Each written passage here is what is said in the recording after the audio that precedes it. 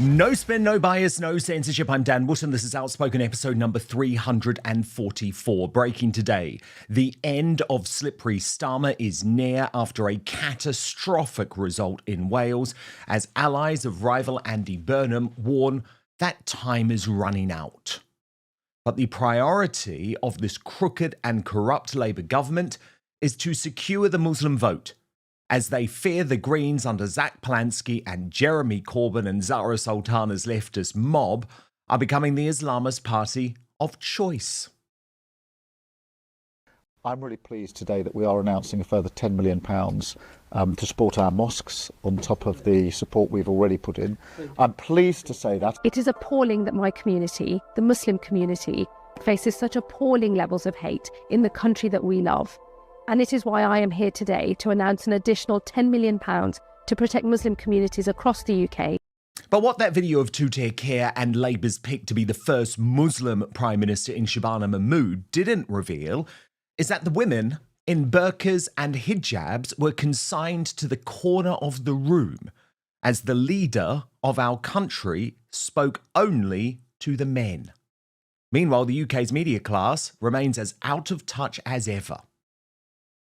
I think most British people are relatively pro-immigration in the abstract. I think most British people actually have been, when you consider how big the waves of immigration have been, particularly since COVID, at one point nearing a sort of net migration of nearly 1 million. It's actually extraordinary how sanguine and how accepting the British public overall are about immigrants and about immigration. The amount that we talk about anti-Semitism compared to the amount we talk about Islamophobia. Now, we shouldn't pit these two things against each other. They're two sides of the same coin. And when people hate one minority community, they often hate all minority communities. Angie Rayner is back, and this statement is the beginning, if you like, of the Rayner rebuild. Is plenty more fight in her yet, as colleagues eye Rayner's return at some point to the top table. In my digest next, the fight for the soul of Britain as the two-party system is finally smashed forever. Then analysis from Connor Tomlinson, host of Tomlinson Talks on YouTube. Also coming up on the show today, fears that News UK will close Talk TV if Mike Graham is sacked for the Facebook post he insists he didn't send, as Katie Hopkins weighs in and the suspended presenter speaks out for the first time since the news went public. I'll tell you what he's had to say. Michael Gove covers up a debate at The Spectator as a major free speech row breaks out. Why won't he release the footage? And Arinda Kaur claims King Charles and Prince William have broken the law during an unhinged appearance on Channel 5 as the MSM push the Republican cause as the royal family's crisis deepens. Then, in the uncancelled after show on Substack, Meghan Markle loses her 10th spin chief in just 5 years as a Netflix veteran quits working for the bully girl fake Duchess after just 3 months. So we're going to have all the inside details on that and show you another cringeworthy public appearance that she has made overnight as we team up with royal YouTube sensation According to Taz. You can sign up to watch at www.outspoken.live. Of course, because it is a Friday as well, at the end of the show we will be revealing the worst Britain in the world today. Oh my goodness, I think we've already had something like 70,000 votes. So you can get voting right now. There are your nominees. Remember, these are taken from the Union Jackasses from across the week. So on Monday, it was Sarah Ferguson. On Tuesday, Prince Andrew. On Wednesday, Jess Phillips. And on Thursday, Bushra Sheikh. Get voting. I'm going to read some of your best comments or your most scathing comments out at the end of the show and reveal the worst Britain in the world this week. So do stay with us this Friday. But now, let's go. Slippery Starmer is finished. It's now a matter of when, not if, he is forced out as the worst British Prime Minister in history. Labour's implosion in Wales, where a century of wins was finally overturned by the surging Welsh separatists and Reform UK, just confirms what anyone sane already know. But today I can reveal a plot is now underway to ensure that Starmer is replaced by the first Muslim Prime Minister in British history, with Shabana Mahmood, the Home Secretary, now the favoured candidate. Indeed, Labour's biggest concern at the moment is the fact they see the Muslim vote slipping away to the now Islamist populist Green Party under Zack Polanski, and this new mob being formed by Jeremy Corbyn and Zarah Sultana. So we're going to see many more stunts like this. I'm here today at the Peacehaven Mosque with the Prime Minister. The attack on this mosque a few weeks ago was an appalling crime, and I have met with those who were impacted that night and heard of the terror that they all felt. What is clear is this could have so easily led to an even more devastating outcome. It is appalling that my community, the Muslim community, faces such appalling levels of hate in the country that we love. And it is why I am here today to announce an additional £10 million to protect Muslim communities across the UK, strengthening security at our places of worship so we can practice our faith safely and without fear. I am proud of this country because of the rights that we have. The right to follow your conscience and the faith of your choosing. The right to live free from hatred and from fear, whoever you might be. But that right has to be defended. Violence directed at any faith or community is an attack on us all, and we must stand together in solidarity against those who seek to divide us. I'm so sorry that we're meeting in these circumstances because that was a horrific attack that will have impacted every single member of the community. We've just been talking to some of the family members and getting a sense firsthand of the personal impact. I'm really pleased today that we are announcing a further £10 million to support our mosques on top of the support we've already put in. I'm pleased to say that. I'm sad to say it as well, in a sense, because I wish we didn't need to put in more security. We shouldn't need to have security in places of worship. And it's sad that we do, but that just reflects the responsibility on me, on the Home Secretary, to do everything we can to tackle hate crime. Okay, but let me tell you what's outrageous. That video that we just saw of Slippery Starmer has been dodgily edited, and it didn't show the reality of what was taking place in that mosque. Starmer, see there? Look at that picture. He was actually speaking only to the men, not how it looked in the video. And look in the corner, there are the women in the hijabs and in the burkas, and he doesn't see anything wrong with this. Obviously, deep down he does, but Labour has decided its only hope is trying to secure the Muslim vote, which already slipped away to the sectarians at the last election. That's why he slammed Tory rising star Katie Lamb at the same time for her very fair assertion that multiculturalism has failed. A Conservative MP from the South East, Katie Lamb, told ITV this week that in her view, multiculturalism has not succeeded in this country. Do you agree with her? I can't tell you how much I disagree with her. I think that her approach, where people who are lawfully in this country, who have been working in our communities, perhaps in our schools, our hospitals, running businesses, our neighbours, people lawfully here, she wants to reach in and remove them from our country for cultural reasons, she says. That is how far the Conservative Party has sunk. Gareth Roberts described the scenes as surreal and then rightly surmised he's terrified. Carl Benjamin summed it up this way: please, please vote for Labour, Mr. Muslim.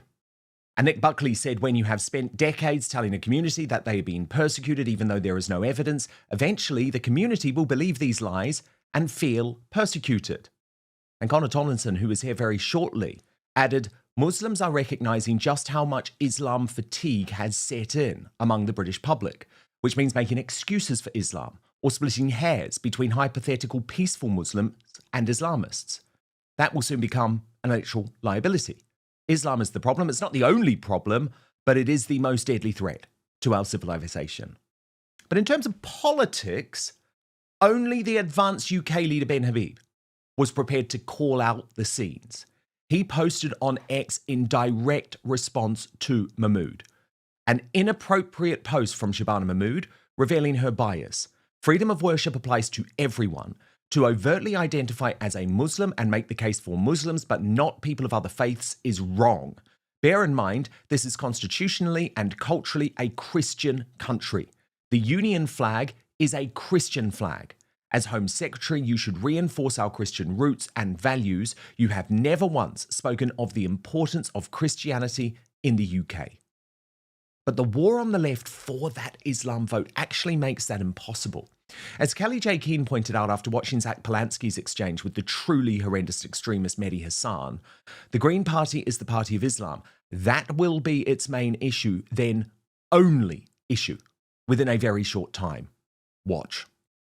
You have Conservatives, and just in the last 48 hours, I think you've got former Conservative MP Paul Goodman writing in the Telegraph saying Islam has been a problem in Britain for a long time. You have Robert Jenrick, Britain should ban the burqa. You have Claire Coutinho, I'm not sure if I'm pronouncing her name wrong, Shadow Education Secretary, I believe she's saying political Islam is a growing problem in this country. Nick Timothy, Conservative Assistant Whip, saying Islamism is now a big force in our society. We need to do something about it.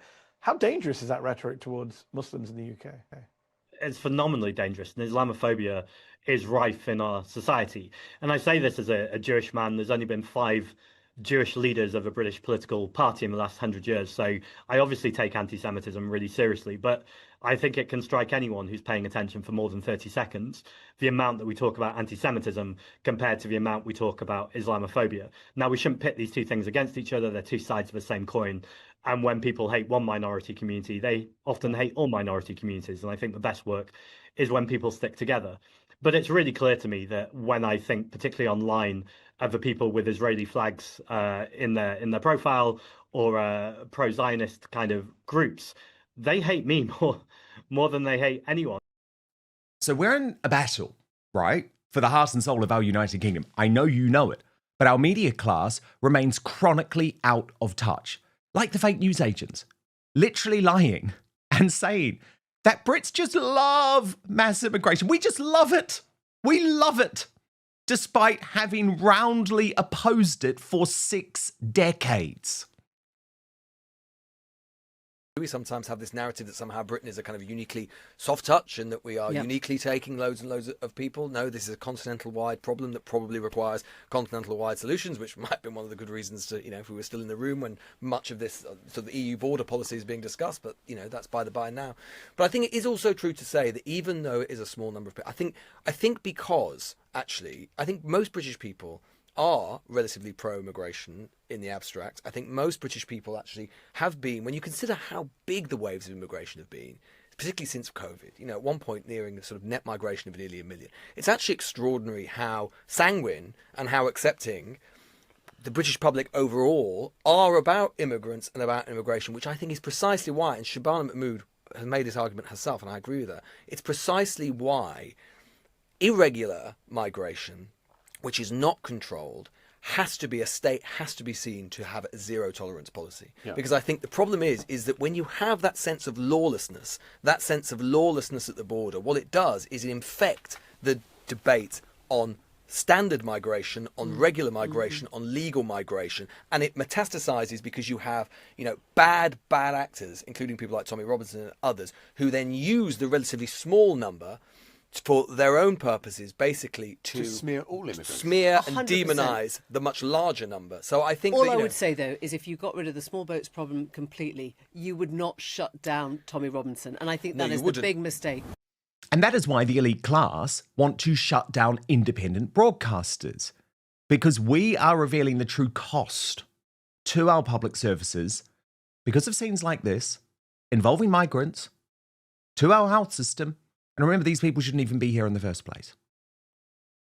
Or anything like that, but this is what it is, yeah? So they are closing the facility today for illegals to be seen. They were due to have MRI scans and x-rays on Saturday when the protest was taking place, but that was postponed because of to today.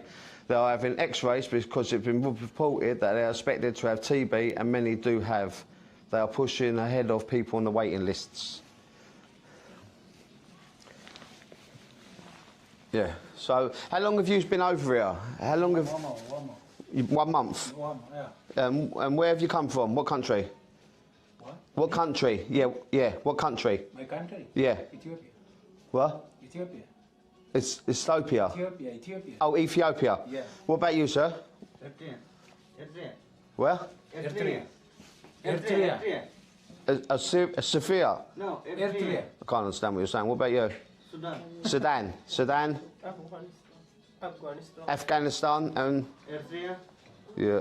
Eritrea. I can't. What's it? Eritrea. Can you say that? Near of Ethiopia. Ethiopia, yeah? Near Ethiopia. Yeah. Oh, and where have you come from, sir? What country have you come from? Sudan, yeah? Oh. Sorry about that. Yeah. So, hello, my friend. So what was your x-rays for today then?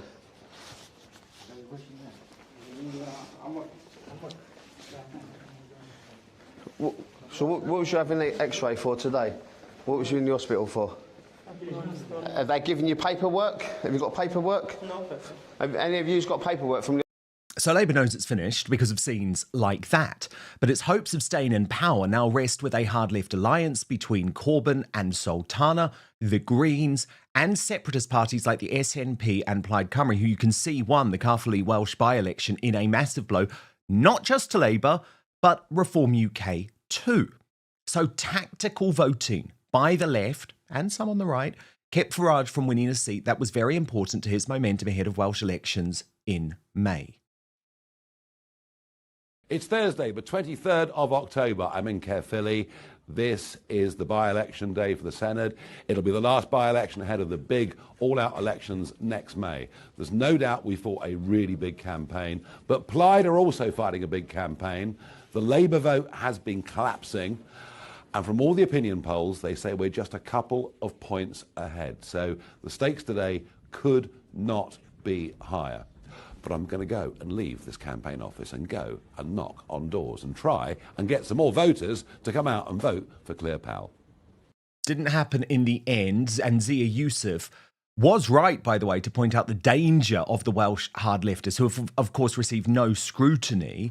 He wrote, Plaid Cymru call themselves a nationalist party. They're not. They're open borders globalists who don't have the Welsh people's interests at heart. They see Wales as a dumping ground for the third world. They don't even believe illegal immigration exists. But Nigel today was honest. He admitted he thought he would win. Adding, at the start of polling day, I thought that we would get 12,000 votes, and we did. I thought that number would be enough. But it wasn't.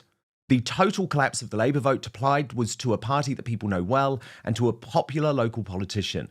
The Senedd elections next year are a two-horse race between Reform UK and Plaid Cymru.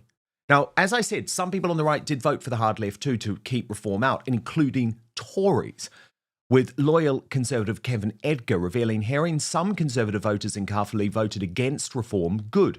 If Reform are going to slag off Conservative voters, they're far less likely to lend their vote to you. Reform are not a serious party. It's all stunts, slogans and egos, no actual detailed policies. Dan Hodges argued the result is almost as bad for Reform as Labour, writing, Caerphilly was a disaster for Keir Starmer, but he's toast anyway. The real significance is the emergence of major anti-reform tactical voting. We'll get lots of cheerleading from Nigel Farage and his supporters, but they lost by a pretty comfortable margin. Nadine Dorries and David Bull did try to push back, though, on LBC. Watch. As a politician, you failed again. David Bull, good morning. Oh, good morning, Nick. Don't be ridiculous. Of course, we're disappointed by that result. But you're right. Look, if you look back 4 years ago, we got 1.7%. To get 36% is amazing, actually. An extraordinary journey. I actually think that's pretty unprecedented in modern British politics.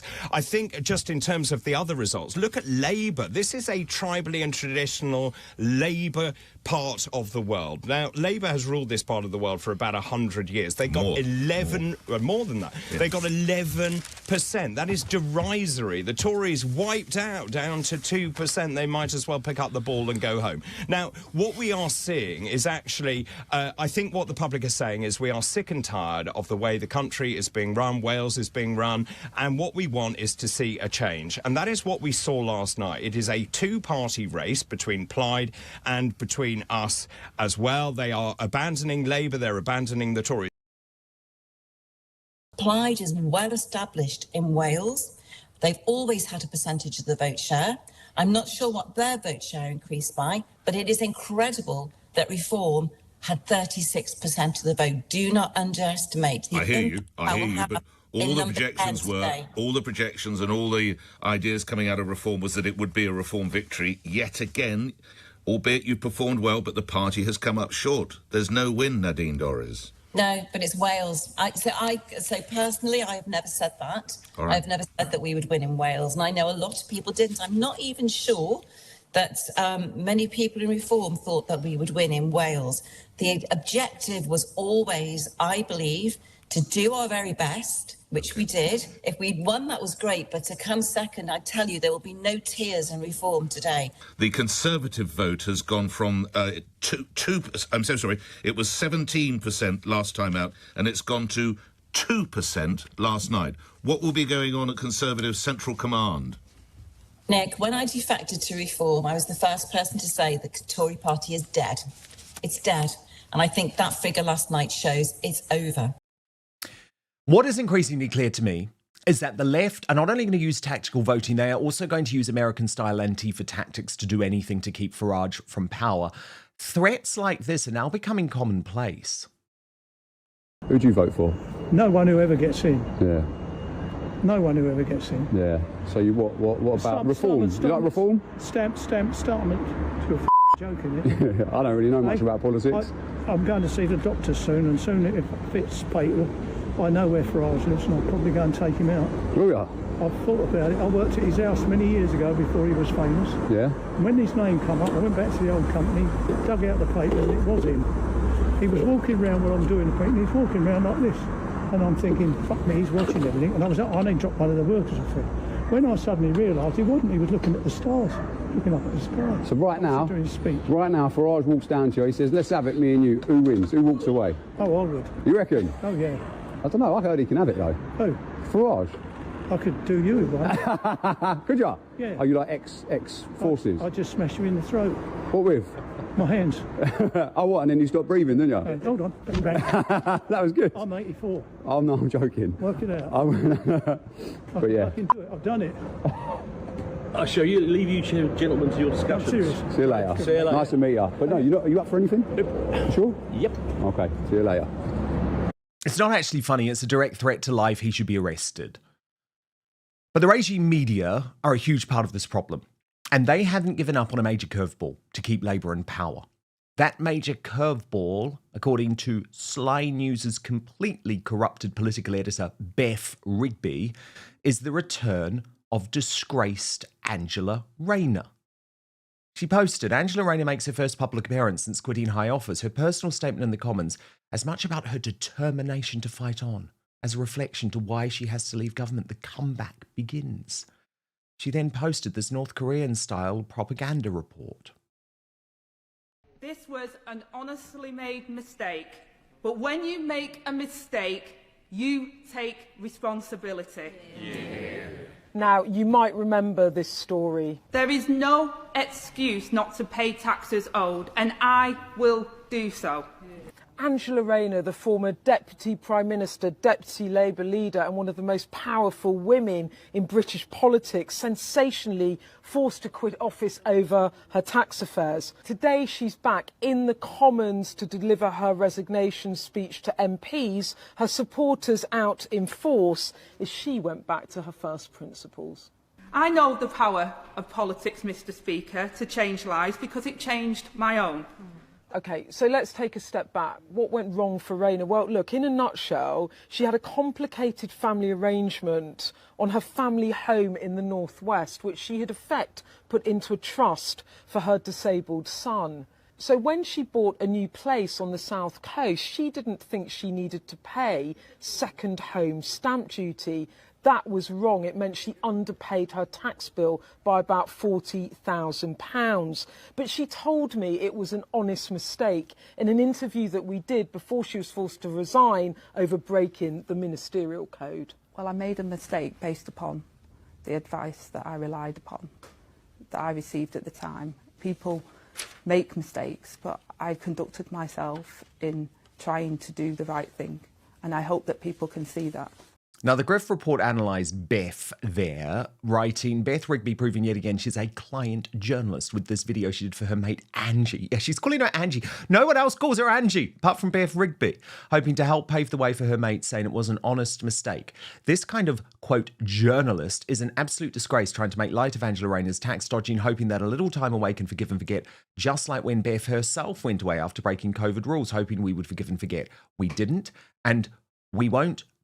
Beth, stop shilling for your mate and act like a real journalist and get some bloody integrity. Everyone is actually cringing at your fawning over that crook. And it actually got worse. It actually got worse. Watch.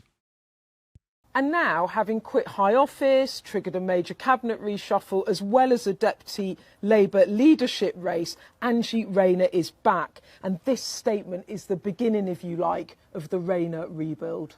Despite the fierce criticism and the relentless lobbying from vested interests, I'm so proud, Mr Speaker, that within weeks our landmark employment rights bill will become law. Yeah. And signalling there is plenty more fight in her yet, as colleagues eye Rayner's return at some point to the top table.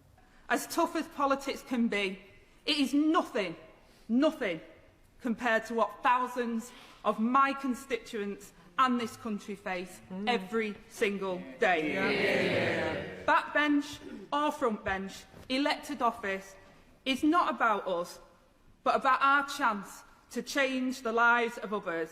And from wherever I sit on these benches, I will fight with everything I have to do exactly that. Yeah.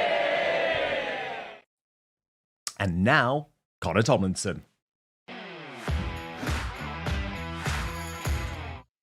Okay, Connor, so there's that election result overnight, and yeah, it's disastrous for Labour, but it does show the power of the hard left in being able to unite and tactically block out Reform UK under a first-past-the-post system. But what is most fascinating to me is Labour's desperate bid to win back the Muslim vote. And we saw it yesterday, these astonishing scenes of Keir Starmer sitting in that mosque. You know, he's meant to be a leftist, right? There he is, surrounded by only men, the women in the corner, in their hijabs, in their burkas. And then there's this plot.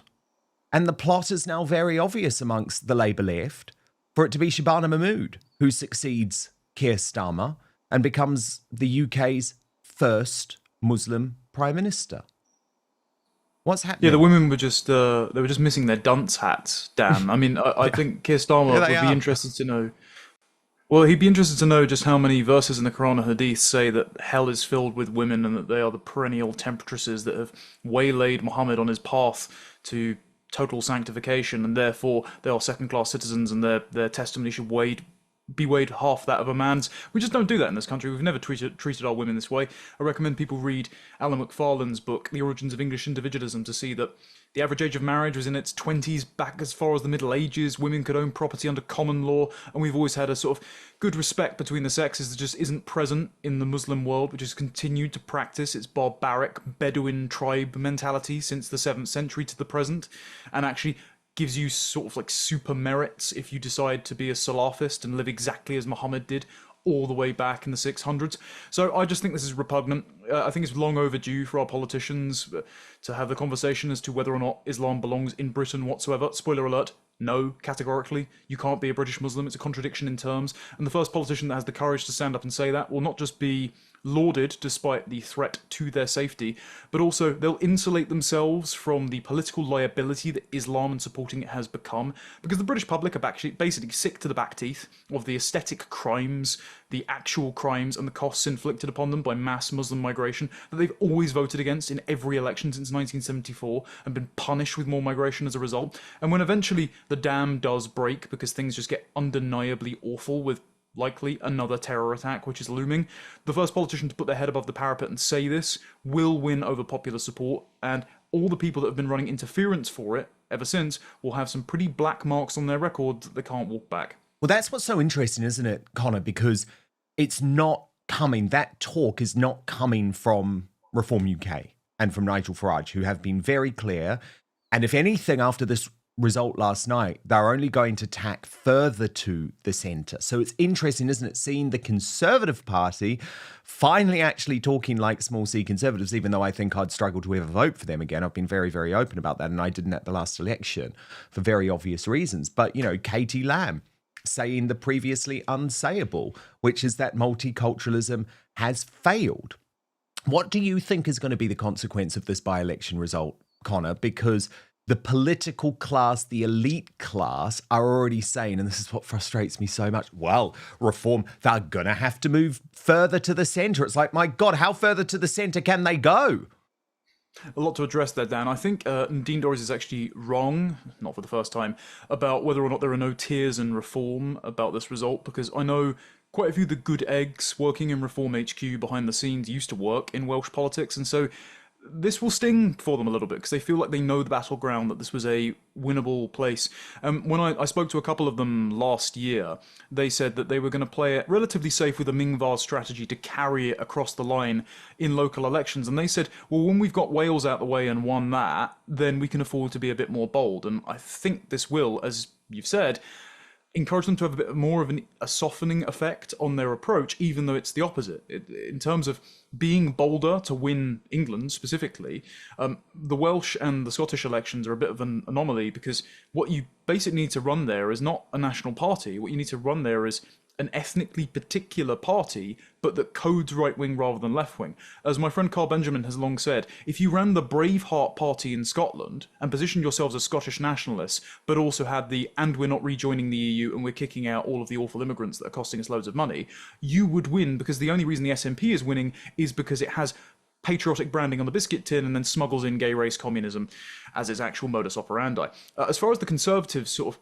pantomiming patriotism, look, there are some good Conservative MPs. Katie Lamb has been phenomenal, and she doesn't have the baggage of the rest of her party because she was only elected in 2024, though she was working as a SPAD for some time with Dominic Cummings, and obviously Nadine has done her work in exposing that incestuous network sort of gravitating around Michael Gove that destroyed the Conservative Party for 14 years. But the likes of Nick Timothy and even Robert Jenrick should be commended for their courage for saying that assimilation and integration has failed. It's probably not on the cards. Islam presents some unique challenges to Britain, and the Boris wave should be going home. But they need to go further, because Robert Jenrick turned around and said in his contentious but correct comments about Birmingham being a third world slum, and said, well, it's nothing to do with the colour of your skin or your religion. It's actually, it is, because unfortunately people recreate the conditions of their homelands either out of spite or out of habit, and if your culture is to dump rubbish in the streets, or if your religion is to sing the call to prayer 5 times a day and turn the suburbs of Birmingham into the streets of Lahore or Islamabad, yeah, it does have to do with your religion and your culture, actually. And so they need to get a stronger line on this if they want to persuade the public that they are able to clean up the mistakes that they themselves made. But I agree with you, Dan. Frankly, I think it's too big an ask. I think the Conservative Party is dead. Yeah. And I think the people pulling the strings behind the scenes, no matter how good the things that some MPs are saying, are still wedded to that failed ideology of liberal multiculturalism that gave us Kimmy Badenoch and the Boris wave. They are, but I will support the individual Conservative MPs because I think they are going to start shifting the Overton window. So the ones that I call out at the moment are Robert Jenrick, Katie Lamb and Nick Timothy. Obviously, Suella Braverman as well, and our friend Liz Truss too. Connor, what about the fake news agents? I've got to let you respond to them directly. You know, we just love mass immigration, Connor. Apparently, we've loved it. We've always loved it. It's just the illegal migration that the British public have a problem with. Your response? No, it's just irregular, Dan. Remember, this is the sleight of hand they always use. They've substituted illegal with irregular because of what they want to do is actually continue battery farming all of these foreign rapists and criminals at our expense who have dumped their documents over the side of a dinghy and probably created a veritable coral reef at the bottom of the channel at this point. What they want is them here. They just want them here with the appropriate documents. Because remember, replacement migration, all of the costs and crimes committed by people that never needed to be in this country in the first place, is just tickety-boo so long as they have the passport that says they're as British as you and me. As far as the idea that we love migration, on the abstract level, no. Lewis actually has this completely inverted. And this is the misunderstanding that, as well, Zack Polanski made in those clips. I think it's willfully misunderstanding by Zack Polanski, who, bear in mind for people, changed his name to be more purposefully Jewish, probably to give his demented Islamo-leftist politics some cover by saying, well, you can't attack me for opening the doors to Muslim anti-Semitism. I'm just as Jewish as anyone. Point being, we don't love immigration in the abstract because we don't love paying for loads of total layabouts from the third world to subsist in social housing, sponge off our benefits, and culturally terraform our home beyond recognition. What some of us like is immigration in the particular, as in some of us have friends and family members who are of different ethnic extractions. Like, as an Englishman, I just sort of take people as I meet them. That is actually my temperament. I don't want to be talking about all of these problems with ethnicity and integration and multiculturalism all day, every day. You know, I've met some nice African Christians, I've met some nice Pakistani and Indian Christians as a common denominator here. But that doesn't mean that these exceptions disprove rules, because otherwise their countries, if everyone in those countries acted like we did, would look like our country.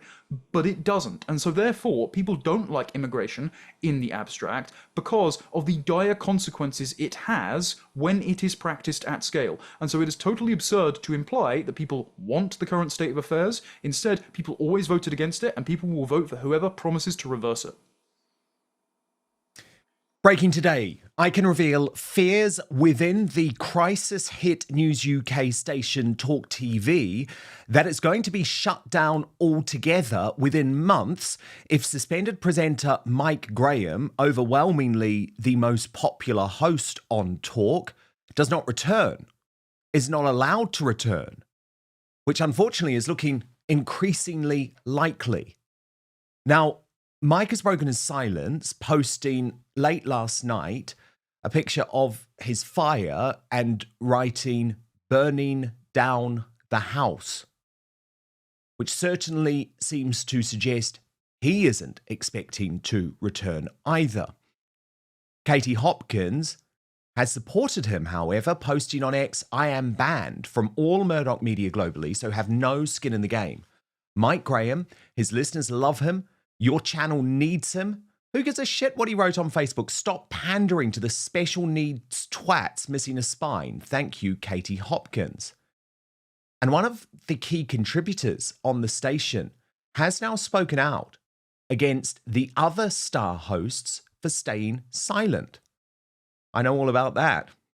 Kate Hoey posting on X, "I am disappointed that the other Talk TV journalists have not spoken out and that some have undertaken his show. If it can happen to Mike Graham, it can happen to any of them. Where is the solidarity?"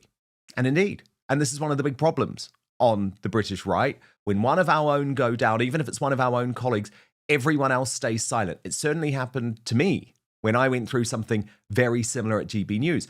Ironically, the dude who ran so fast to take my show, Mark Dolan, was the only Talk presenter who did tweet in support of Mike Graham, but he quickly deleted it.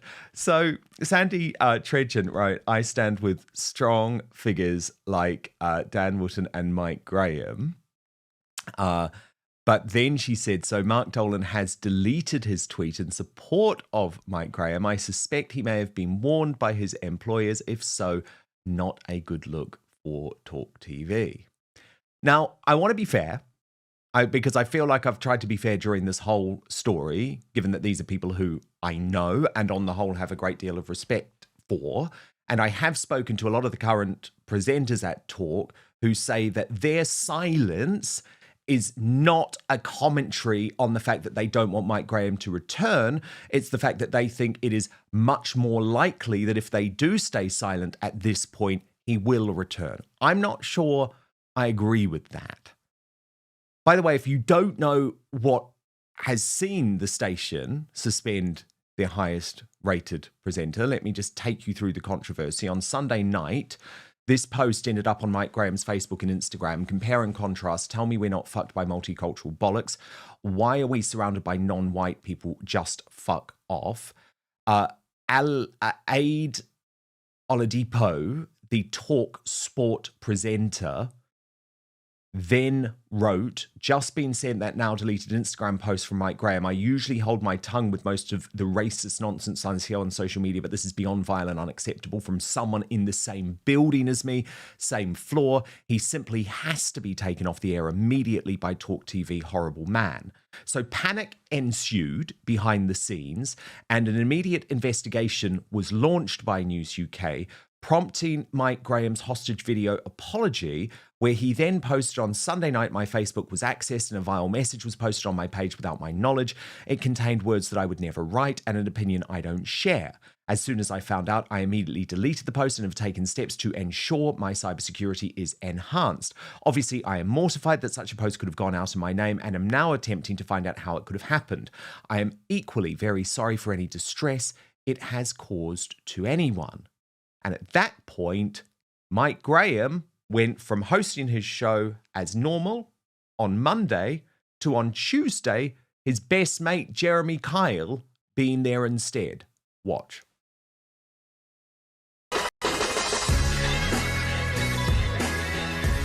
Welcome back to Morning Glory. It is coming up to 3 minutes past 6. It is Monday morning, the 20th of October. Julie Hartley-Brewis here. Very good morning. Well, we're not down. We're going. We're still going. Yeah, it's called radio. You know, just wind it up. Right.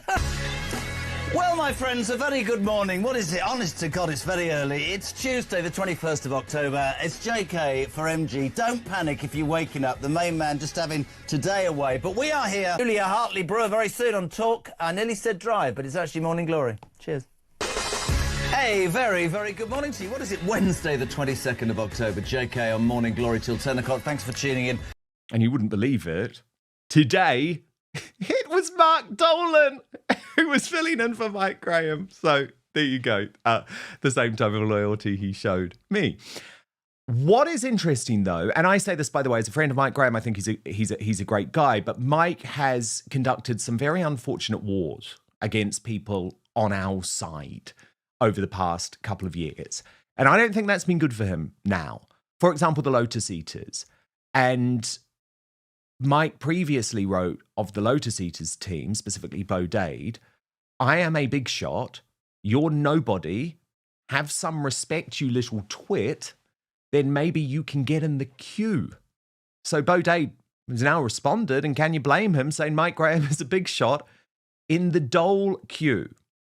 And there's also been a lot of concern about some of Mike Graham's earlier attempts to deny the fact that there is serious demographic change going on in the United Kingdom. A lot of it was spawned by this video.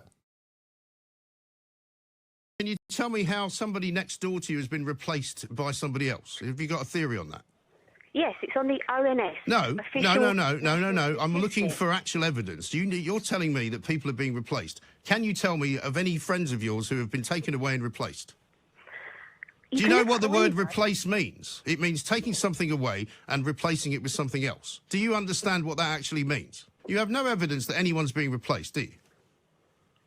Only according to what the demographic experts are predicting that white... Oh, it's a prediction. Oh, I'm sorry. I didn't realise it was a prediction. I thought you were telling me that people were actually actively being replaced now. Yeah, it's called the replacement plan. It's on the United Nations. Oh, right. So when does the plan kick in? When does it start? I think it started a while ago. Did it? Whoa. What, so you mean there's already loads of people that have been replaced in Southend then? Yeah. Right, OK. So do you know anyone that's disappeared in Southend? Because this is a great story now. I'm thinking that we should get into it. But, you know, Mike has been great right up until last week on certain issues. Watch. Pakistani community and the FA, says Anna in Surrey. And Louise says, good morning, Mike. Louise from Ipswich. Aston Villa might as well have put up a sign saying no Jews allowed. This is blatant anti-Semitism. I'm frankly ashamed of Aston Villa. I'm ashamed of Birmingham. I'm ashamed of the police in Birmingham. These people have no business in our country. And this bloke, Ayub Khan, whoever he is, should go back to Pakistan and practice his anti-Semitism somewhere where people appreciate it, because we certainly do not. And the thing is, of course, it is possible to still really respect someone as a broadcaster. I mean, I think Mike is an incredible broadcaster. I listened to his show. You know, his show was the show that I would listen to on Talk. I haven't been listening since Mike has gone. But if you're someone like Tommy Robinson, who Mike has attacked, you obviously feel differently about this story. And I understand there are two sides to it. So this was Tommy's response. Hold on. Mike, what's going on? For years, you've condemned me as a racist. And you just lost your job. Who's that? Mike, you know, some fat dude who does talk radio, talk TV. For years, all he ever does is use his platform, and every time he talks about me, he condemns me as that far-right racist. He's got drunk and he's got pissed up, posted loads of racist stuff. His true feelings come out. You were masking, you were fucking... It's brilliant. Good, he's got time to exercise now. Do you want a job with us, Mike? Nah, mate, don't employ racists. And our Connor Tomlinson, who is here today, has had his own very similar run-in with Mike Graham. So just before I get Connor's response, let me just remind you what happened. This was a couple of years ago in a conversation about the World Economic Forum, and Connor posted directly to Mike, "You couldn't be more wrong on this. Here's Peter Cardwell and I discussing their policy plans for a global digital ID, a cashless society and a social credit system. World Economic Forum are as unaccountable and influential as the EU. We should discuss sometime." So pretty reasonable, I would say. But Mike responded saying, "Connor, listen and learn. You're a nobody. No one cares what you think. You'll never debate me. You're not clever enough. Goodbye." And so Connor then published a direct message exchange between the pair, where he wrote, "Evening, Mike. Saw today's show and the clips that have stirred up a storm online. Gave Aaron a text earlier about this. That's his former producer.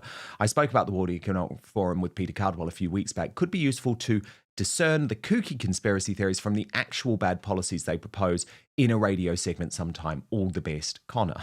Mike replied, "Don't bother, mate. You're not qualified and you'll never get anywhere trying to belittle my arguments. Bye." And then when Connor was involved in a bit of a toe-to-toe with Reform UK Deputy Leader Richard Tice, Mike also weighed in. This was more recent, saying, "Tomlinson is a moron. Ignore." So Connor Tomlinson joins me now. Connor, look, I've really tried to be fair on this story because I know what it's like to go through this type of cancellation. I know what it's like when your colleagues stay silent. I know what it's like when there's a pile-on, when your, livelihood is threatened. And pretty much here I'm with Katie Hopkins, right? But I do also understand why there's a whole load of you lining up saying, well, Mike didn't treat us particularly well. So what's your view on the story, given the context that I've just explained? The reason I haven't said anything about this, Dan, isn't just because I've been away for a little while, and because Mike has me blocked, so he doesn't even come up on my feed anymore. But it's because, one, I don't want to be seen as doing our enemy's bidding for them by dogpiling on him at a time where he is being axed. Two, I haven't wanted to comment because, well, beyond the idea that Mike's story saying his Facebook was hacked seems a little bit dubious. Hey, maybe he could surprise us, and as happened when an ex-girlfriend broke into my Facebook account, he could produce the exact date and time and location where the Facebook account was hacked. Because actually, if you Meta provides you with the login locations if someone else has gotten into your account, so that would prove whether or not, of course, he was hacked. Otherwise, there could be the assumption, as when he went after me late on a Wednesday night back in 2022, that he's just had a bit too much to drink and sort of fat-thumbed it. So that's also possible. So that's the reason I didn't want to comment, because obviously it's nebulous about that. But the third reason I didn't want to comment was because be careful who you shit on from a great height. Because Mike had absolutely no reason to be rude to me way back when. He had no reason to hang on to that for 2 years and then chime in when Richard Tice decided to call my article predicting actually the exile of Rupert Lowe from the party about 5 months before it happened garbage twice. Mike had no reason to be rude to me in public or private, and conspicuously after that initial spat with Mike in 2022, I was then blacklisted by a talk producer and had to get another host to lift it because he was shocked that I had been blacklisted and said, "This isn't company policy, I don't know what's going on." No, I don't know if that was Mike. It could just well be I said something very stupid the station didn't like. But ever since the blacklist has been lifted, I've been a pretty consistent regular on there and was just asked on earlier in the week. I just couldn't do the spot. So the reason that the Lotus Eaters have spoken out against Mike is because he's been disparaging against them. The reason I haven't spoken out in favour of Mike, because he's been needlessly rude to me. And the reason that generally people don't consider Mike one of ours, or on the right, as you've said, Dan, is because he's poo-pooed demographic replacement of the English, which is undeniably going on. Remember, that segment was in 2021, the same year the census proved that London is now a third English.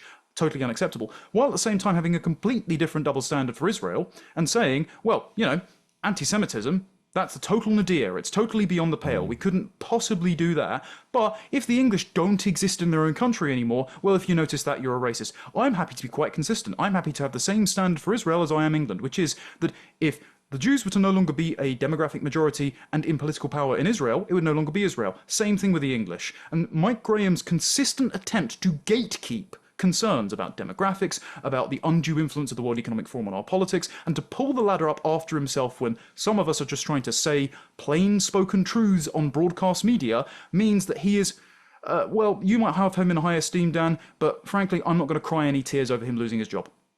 No, and I do understand that. And as I say, I've tried to be fair on this because while I really personally do like Mike and love listening to him, I have been horrified by some of the attacks that he's launched on people like you and people like Tommy Robinson and people like the Lotus Eaters. So I'm trying to be really fair on this. I do think what's really bad, though, and remember I say this as someone who was there in 2020, is the civil war between Talk TV and Talk Sport, which has gone so woke, right? So this was Talk Sport back in the BLM days, as we on Talk Radio tried to actually have a sane conversation. They fully bought the narrative. Be able to help all those who don't understand the Black Lives Matter movement. If you're fired up about it and you shout back, well, all lives matter or white lives matter as well, then please just stop for a second, take a listen to this. Hopefully it will help you. And so when I speak about the Civil War, Connor, it's actually the Talk Sport presenters and producers, not the Talk Radio or the Talk TV presenters that are trying to force Mike out. And this was explained, I mean, I had already reported this, but it was explained very well to the Daily Express, who actually quoted an insider from TalkSport, and it's worth me just reading out what they said, Connor. I'll get you to respond. So they said, it's like civil war has broken out on the shop floor. What the public don't understand is that TalkSport and Talk Radio are very different channels in the same building on the same floor. At Sport, we have people of all different colours working alongside each other peacefully. We're one big happy team, and the bosses at News UK know that. But at Talk Radio, their agenda and output is highly charged to make migrants and minorities feel like the enemy. The fact that Mike Graham can post some of the trash he does normally and nobody in senior management has told him off before is a disgrace, but his Facebook post is the last straw. None of us at TalkSport want to work with him. Why would we want to work with a man who says the things he says? In order for the Talk Radio presenters to get to their studio, they have to walk through the TalkSport section of the office, and we don't want him there anymore. Just look at the presenter lineups of both stations and tell me you don't see the difference. We have big names like Darren Bent and Gabby Ablahor. Why should they have to share a workspace with Mike Graham after what he said? If Danny Morris, the head of both stations, protects his good friend Mike Graham, there will be a civil war in this place. So, Connor, what the Talk Sport presenters are attempting to do is use this to essentially kill off Talk. And I've got a bit of insight on that, Connor, because there are now real fears within Talk that the manager will end up using Mike Graham's departure just to kill off the station altogether. Ratings are down 12% in the most recent radio figures. They've now been overtaken by GB News, even on the radio airwaves. And they just don't want this type of hassle. Yeah, Dan, but if this were Kevin or Julia or Alex or Ian or Peter Carber or anyone else who's treated me with any courtesy, I'd be a lot more sympathetic. Or if it were anyone who's been consistent on this issue, I'd be sympathetic. Because those may not remember who weren't avid listeners of Talk Radio back in the day. But my first segment on Talk was actually with Kevin O'Sullivan. It's what landed me my original Tomlinson Talk segment on the station. And it was talking about the fact that the FA were going to continue taking the knee in football for BLM in 2021. And we spoke about the absurdity of it and how that taking the knee is a gesture of fealty. It shows your subservience, and you should only, as Dominic Raab actually once said pretty well, take the knee for your king, your country, or your wife. And so if you're taking the knee to black people as a whole, it's saying, I'm white, I'm guilty, I'm racist, therefore to have power over me.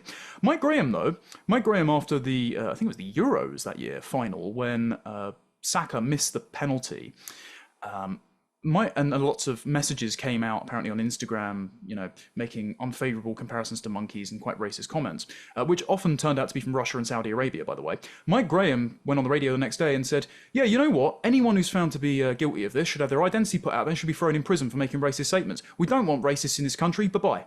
Mike, you total moron. You said that people should be locked up for comments that the ruling regime find to be racist. Well, now you're on the receiving end of accusations of racism. You can't cry foul. You should never have tried to cancel people in the first place, and now it's come back and bit you in the arse. So yeah, I wouldn't be in favour, of course, of people using this situation to cynically exploit it and shut down Talk, because I like appearing on Talk and I like the people that appear on Talk, and I think it's an important station to have, Dan. But if they get shut down over this, do you know who's to blame? Mike Graham.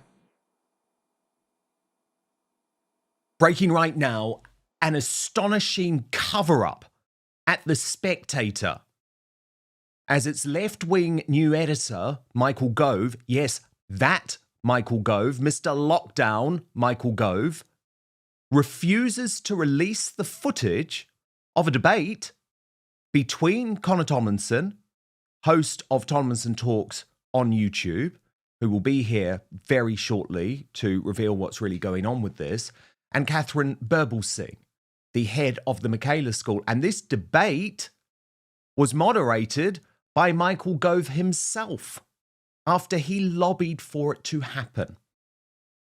So let me take you through the story and reveal how we got here in the first place. Connor revealed on X, I filmed a debate today about immigration, integration and British identity with Catherine Burblesing and Michael Gove. It will be out by Friday. As promised by Gove, it will not be edited. Nothing I said will be censored. I think you're all really going to enjoy it. Now, when I saw that post, and I'd been at CPAC in Australia with Connor before this debate, and I thought, God, Gove's going to be monstered here, and he doesn't know what he's getting into. And sure enough, when I saw that post, I thought, Connor clearly has suspicions that Gove doesn't want this to go public. And sure enough, that's exactly what then transpired. Connor later posted important update. I filmed an immigration debate with Michael Gove and Catherine Burblesing last month. Gove has banned the footage from being released. I've been told by Spectator staff it's because of decisions made by the senior editors. I thought it was a great discussion. I said my views, Catherine said hers, Gove said his. Both Catherine and I want this released. Why not let the audience decide? And then he revealed a preview of the contents of the debate. Gove began the debate by describing me as provocative and asked if I was unnerved by the Michaela School's success. I asked Gove why his government let millions of immigrants in when we voted against it. I asked Gove why he has a double standard for England, multicultural liberal, and Israel nationalist. We argued whether any faith other than Christian or ethnicity beside British should be allowed in government or the civil service. Gove said I occupy a very narrow space on the fringe of politics. I said I am as much a product of his 14 years in government as Catherine's school.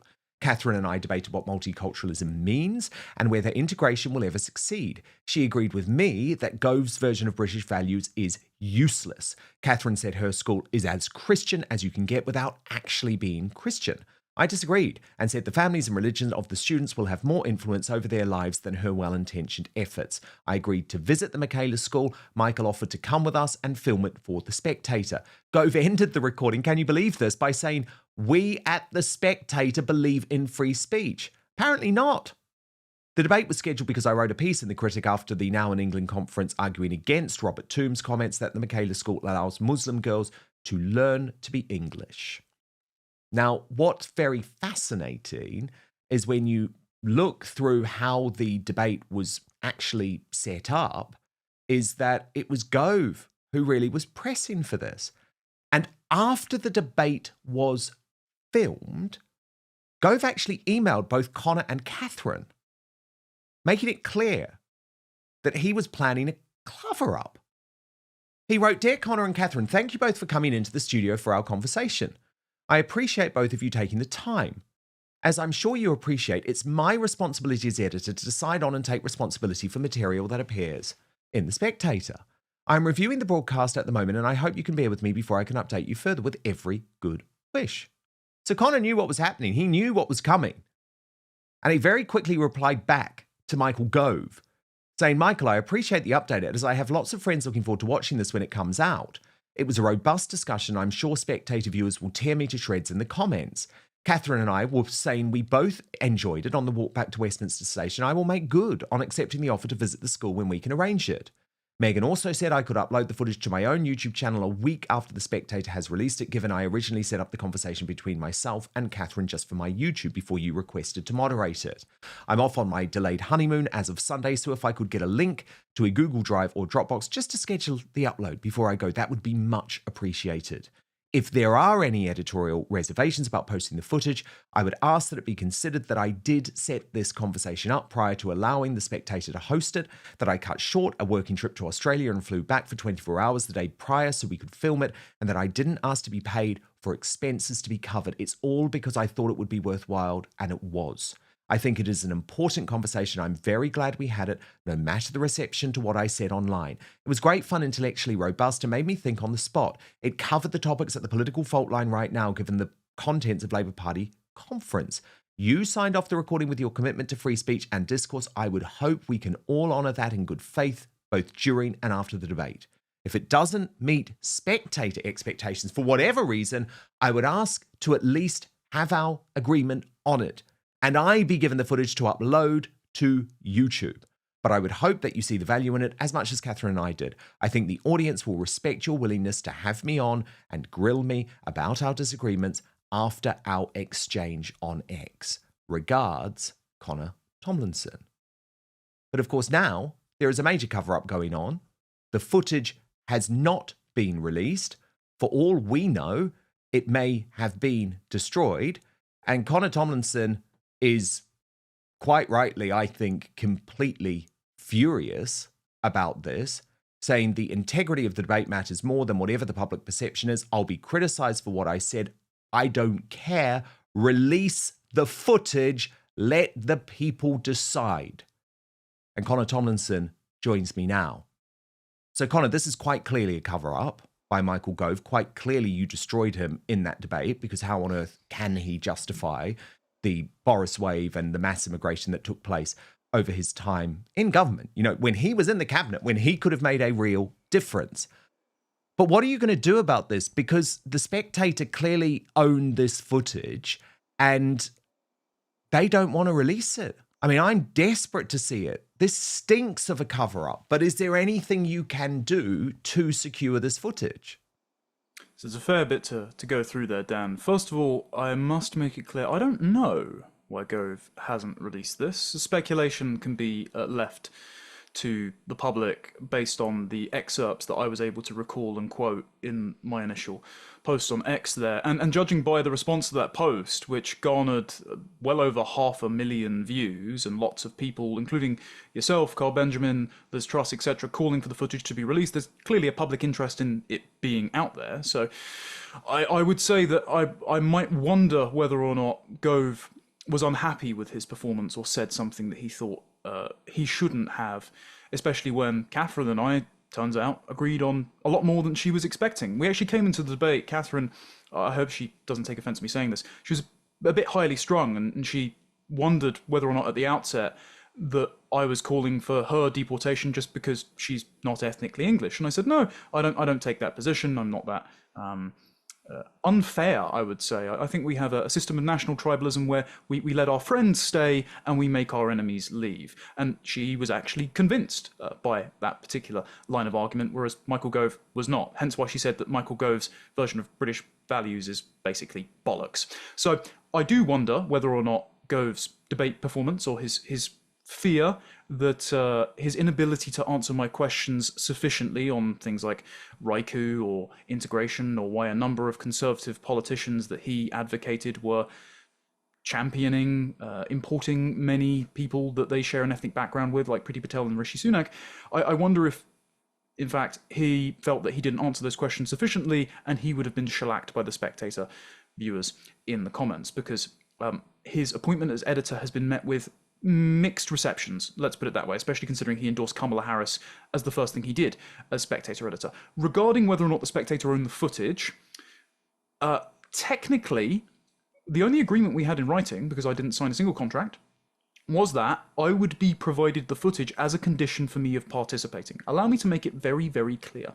If I knew that the footage would not be released by the Spectator and would not be provided to me as was written and as was agreed before participating in the debate, I would not have done it. I would have simply reverted to my original plan that I organised privately with Catherine Burblesing on the 6th and 7th of July to just book out the studio I used to use for my show and sit down with her with multiple cameras and just discuss. It was Michael Gove who actually got wind of this, presumably because Catherine mentioned it to him in an offhand comment, and asked to act as umpire, thereby making himself fair game for criticism by participating in the debate. If I knew Gove or anyone at The Spectator would block this from release, I would never have allowed The Spectator to do it in the first place. And bear in mind, I could have, considering I have a decent audience on YouTube and I am monetized, pocketed all the proceeds from any of the views here, but I also agreed to allow them to have a 7-day exclusivity window to make all of the money off of presumably the monetized video that they would have had up first, and didn't ask to be paid or compensated because,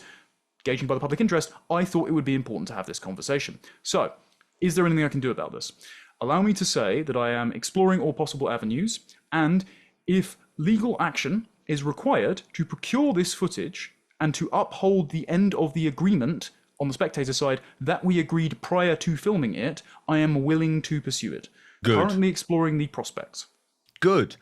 Because what makes me sick, Connor, and I know you said, look, it's had huge engagement on X, and yes, those of us in the alternative media space have spoken out about this, but what makes me sick, Connor, and this is what people need to realise, is that the tentacles of Gove and his gatekeepers like Paul Marshall, they run through so many organisations like Unheard and GB News and connections at the Daily Telegraph. And so what that means is there are so many people who should be horrified by this and who should be speaking out against this, but they're not, because there is such a weakness. There is such a fundamental weakness on the right of British politics and the right of the British media. And it does make me sick. It honestly does. Like, this is just, to me, such a scandal and something that should be being covered on GB News and Talk TV and written about in the Daily Telegraph and the Daily Mail. But of course it's not, because so many of those people are compromised, and they're compromised because of where they get their money from. And it does make me sick.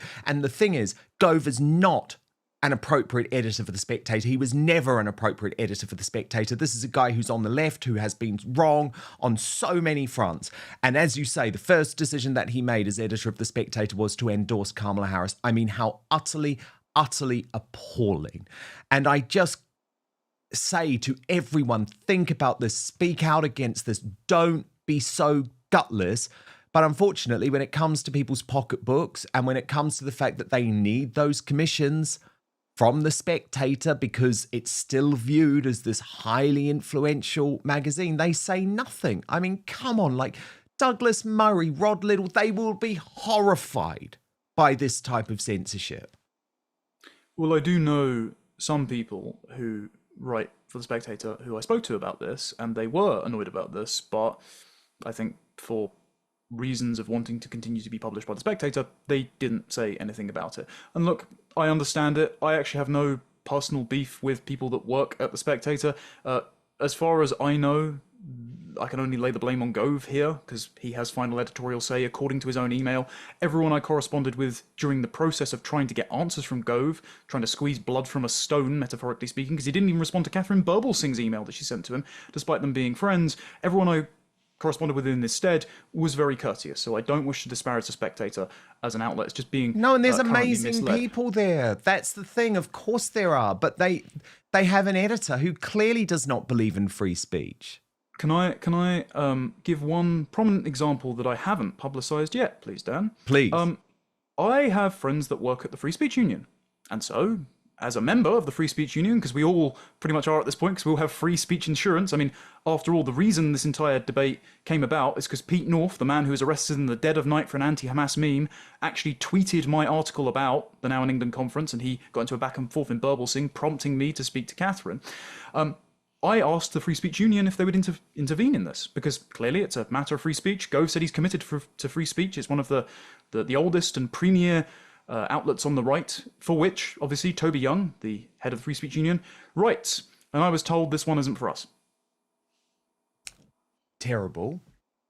But can I just say, I am not at all surprised. And it's not something I've spoken about before, mainly because I think, on the whole, the Free Speech Union is such a force for good.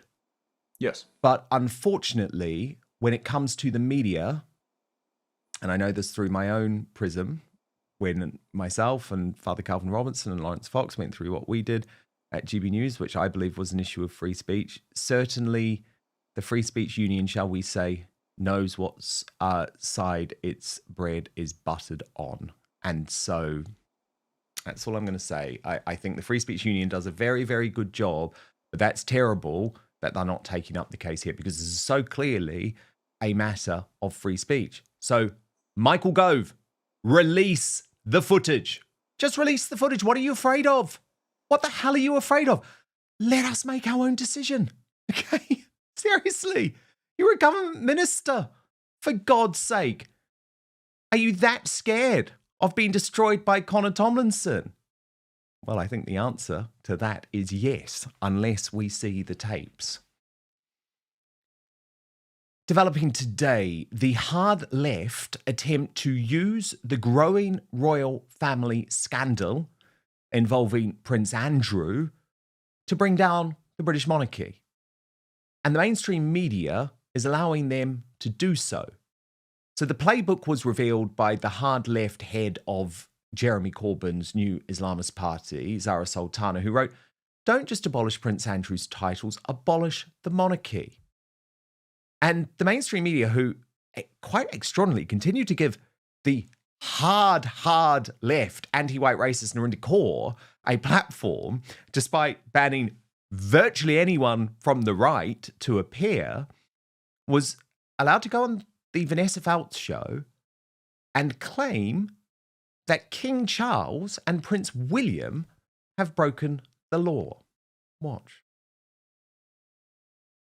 Let's be honest, what's the king done? He's done nothing. He's uninvited him at Christmas. That's it. The fact is, there needs to be a full criminal investigation into the whole royal family.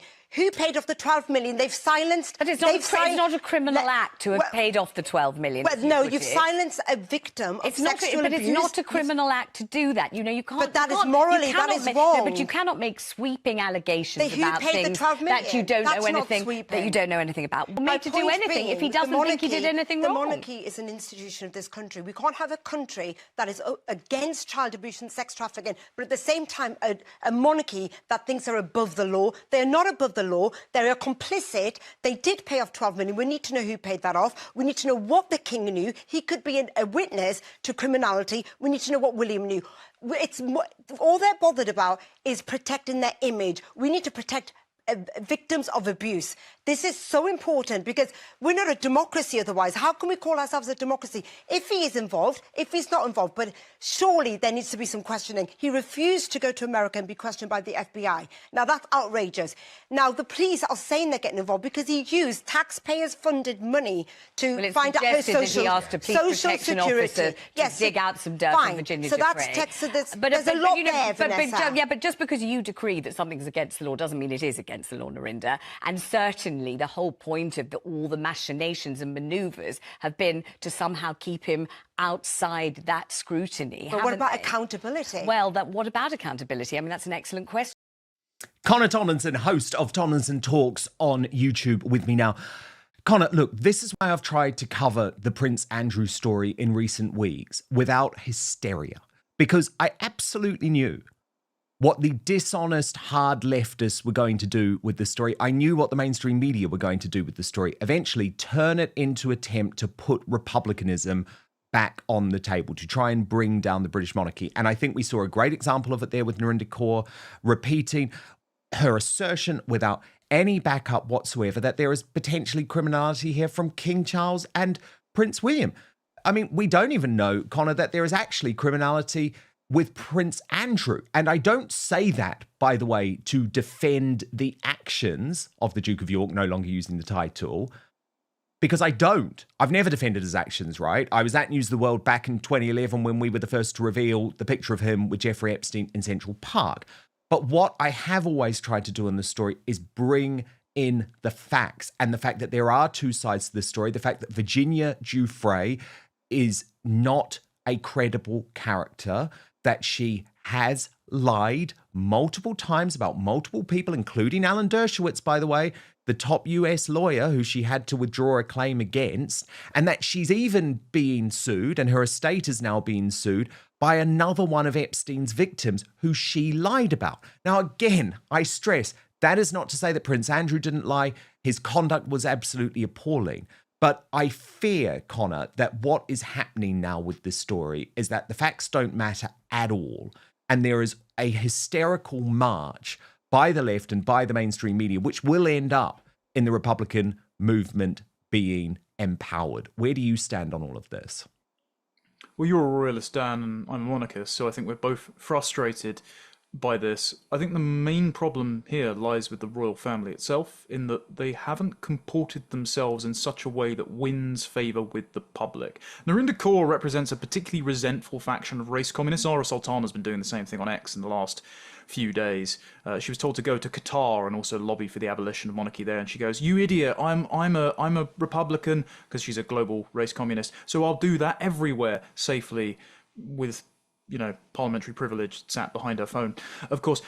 So as far as the royal family manufacturing consent for these types of racial grievance mongers who hate literally everything about Britain's history and want to tear down all of our institutions, they probably shouldn't allow Prince Andrew to creep around with the dark cloud that he has, the institution itself. He should just be basically excommunicated in every way possible. And then King Charles should stop trying to appease these hostile client groups by constantly speaking in Arabic and wishing everyone a happy Ramadan. All he's doing is trying to play umpire between the two groups, one that is more likely to support him, which is the English, wider British people, for whom they recognise England must always have a king, and therefore the institution is filled with some sort of reverence. They feel a great sentiment towards the pomp and ceremony of both the coronation and the Queen's funeral. And also he's trying to modernise the monarchy to make it multicultural and defend all faiths and appease all of the various hostile client groups that have been imported into Britain's major cities and now are given a platform, thanks to Ofcom regulation, to agitate for the monarchy's abolition and are paid handsomely to do so. And I think the Crown just needs to double down on taking the side of its own people who want to see the institution both remain and restored to its former glory. Otherwise, I think it's one last comment, if I may. I think it's pretty conspicuous that you can, if you are of a certain political persuasion, of a certain ethnic extraction, of a certain set of religions from the Indian subcontinent, that you can sit there and make up any allegation about anyone, whether it's calling folks like me and you racist, or whether it's accusing sitting monarchs of criminality, and face absolutely no consequences or repercussions for your career for doing so. 100%. Totally. And you know, I'm a free speech, well, pretty close to a free speech absolutist, really. So I'm not calling for her to be deplatformed or the off-communists to investigate. But you just know if this role was reversed, Connor, there would be complete and utter outrage. What do you make of the King and the Pope? Because, of course, there are traditionalists within the Church of England who say actually this was yet another great religious betrayal by the monarch, who has seemed to care about Ramadan more than Easter and is now praying with the Pope. I mean, I'm Catholic myself, so I'm very interested in it, but it just is odd, isn't it, that Charles does seem to want big stunts involving other faiths. Yeah, I think, given I'm also Catholic, Dan, we're a bit biased here. However, I'm actually more frustrated probably than the Anglicans are that the King is praying with a Catholic. I think that, you know, they should get their own house in order, given the new Archbishop of Canterbury she's literally declared herself subversive and also is a woman, so pretty bad. And the last Archbishop of Canterbury, when he wasn't borderline running interference for child predators within the church, was yet again wishing people happy Ramadan more than he was doing his Easter sermon. So I think the Anglican Church has its own problems. But rather than just saying, you know, I want the monarchy to be Catholic, which would be nice, you know, I don't recognise the legitimacy of Henry VIII's divorce court. I'd quite like the Catholic Church to be Catholic as well, because have you seen what Pope Leo has been saying recently? He's been praying over a block of ice like it's some kind of pagan Kabbalah, and also he's been complaining about the Trump administration's approach to immigration, saying, according to some vague piece of Catholic social teaching that he's pulled out of his backside, that you don't get to have a country anymore because multiple people from around the third world want a job opportunity, which means they're just going to take from America's dwindling largesse. So I would rather he stuck to the Gospels, stuck to the Bible, recognised that the first, frankly, definable nation was Israel that established itself as a nation within the landmass of Egypt, and so therefore countries come from peoples, and peoples have the right to determine what other tribes they will allow within their own borders, and therefore we don't have to throw our borders open and subject our historical and all of our traditions and our religion to complete replacement by hostile foreigners who don't like us very much. And speaking of hostile foreigners who don't like us very much, if I may finish on one final point, Dan, I'm not a free speech absolutist. I actually believe in only extending the principles of the Englishman's liberty to speak his mind and say what he please to people who also believe in that. And you're right, if it were the shoe were on the other foot, Narinda Kaur would be calling for us to not just be deplatformed, but imprisoned. And so clearly she doesn't believe in free speech. And so if we were in a game of Monopoly and she was stealing from the bank, I wouldn't let her continue to pass go. I wouldn't give her a get out of jail free card. I'd tell her to leave the game. And so if she were to be deplatformed for making these, well, what could be defamatory and false statements about the royal family, yet again, wouldn't shed a tear. Yeah, it is interesting, isn't it? For me, I just want consistency. And that's the thing. There is no consistency. There is no free speech for people like us. As your battle with Michael Gove proves, but keep us across it, Connor, and we'll keep following you on X. But of course, to watch, hopefully, that debate at some point, you're going to have to subscribe to the brilliant Tomlinson Talks, which is Connor's show on YouTube. Connor, thank you so much. We will speak next week. But now it's time to reveal the worst Britain in the world this week. A reminder of your nominees. These are taken from our Union Jackasses from across the week. On Monday, for very obvious reasons, it was Sarah Ferguson, the former Duchess of York. On Tuesday, it was Prince Andrew for very similar reasons. On Wednesday, Jess Phillips for her extraordinary handling of the Pakistani Muslim rape gang inquiry and the calls for her to quit. And on Thursday, Bushra Sheikh for really ignoring lots of other conflicts in the world which don't fit her political narrative. So I want to get to some of your feedback. Amanda Orr wrote, what Jess Phillips has said and the way she has lied in Parliament is so abhorrent and absolutely unforgivable. Much respect to the survivors of the rape gangs for standing up and resigning. They've been through enough, which I can't even begin to imagine. They deserve nothing but 100% justice, and they need to be listened to and heard. Dave O6368 said, I have always said that Sarah Ferguson, as an ex-wife of Andrew, has stayed on the scene because she has always known what he's been up to. Nearly every divorced couple go their own way.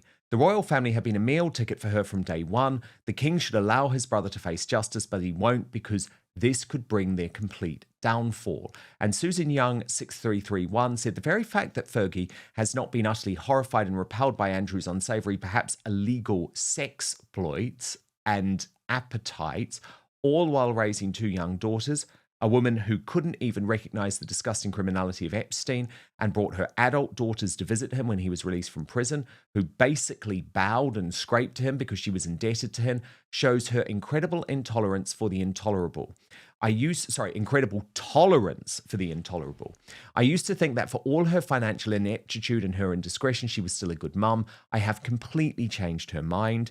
She and Andrew were terrible parents, and it's a wonder these girls have turned out as well as they seem to have. So all of that said, I place Andrew at the top of the list with Fergie sharing the honours. As public figures, they have to be held to a higher standard and certainly no longer deserve any titles, honours or real estate afforded them by virtue of being a member of the royal family.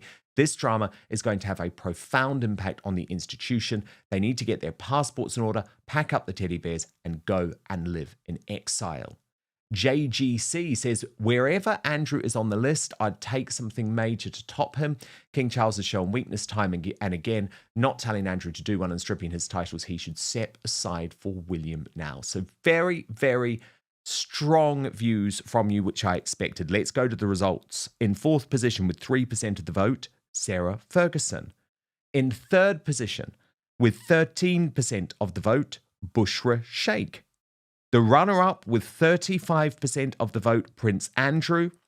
But the worst Briton in the world this week, taking 50% of your vote, Jess Phillips, the safeguarding minister for her appalling handling of the Pakistani Muslim rape gang scandal.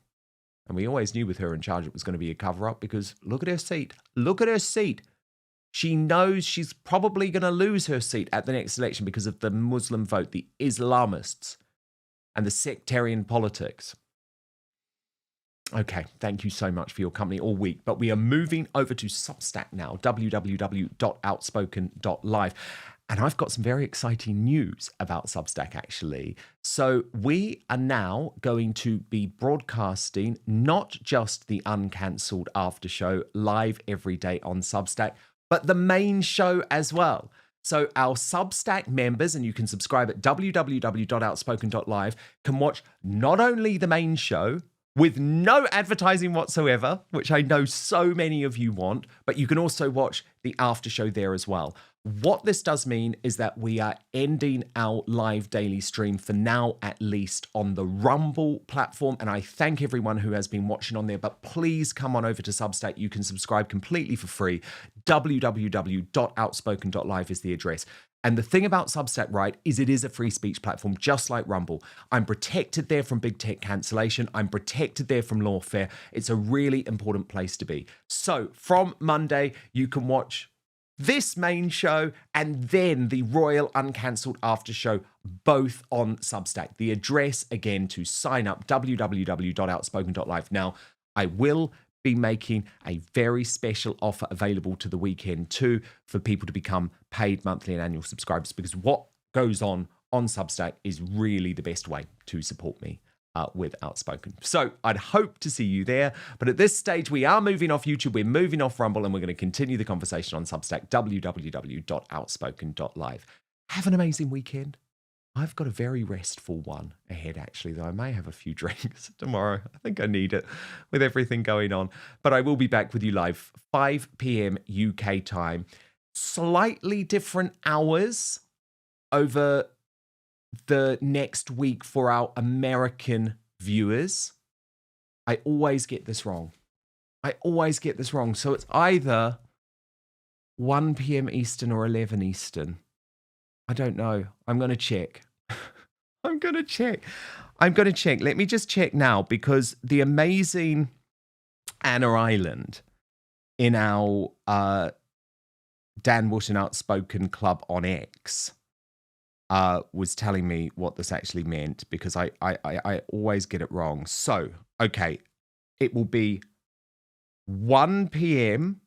US Eastern Time, midday Central, and 10 a.m. Pacific. But that's just for a week.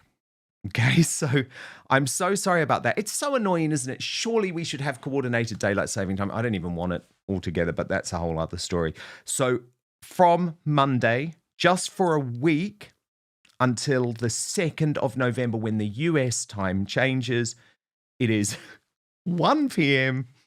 US Eastern Time, midday Central, 10 a.m. Pacific. Sorry, I really should have worked that out earlier, but I'm glad that I hope I've clarified it now. Hit subscribe on YouTube, turn on the notification bell, then you'll be alerted to our brand new episodes. Have an amazing weekend, and most importantly, I promise to keep fighting for you.